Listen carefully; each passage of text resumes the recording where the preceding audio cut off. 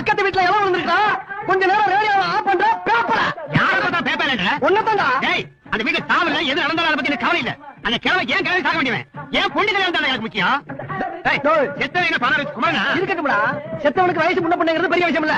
எல்லாருக்கும் உசுறு ஒண்ணுதானே. ஆஃப் பண்ண முடியுமா முடியாதா? முடியாது. நிச்சயமாக நிச்சயமாக சத்தியமாக சத்தியமாக வழக்கை மீது ஆணையாக.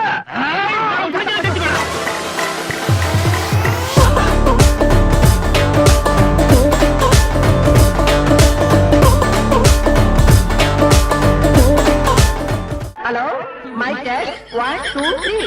ஐயோ ஐயோ ஐயோ ஐயோ ஐயோ ஐயோ ஐயோ. தாத்தா தாத்தா என்கிட்ட சொல்ல வந்தத பாதியிலே சொல்லாம போறீங்க தாத்தா.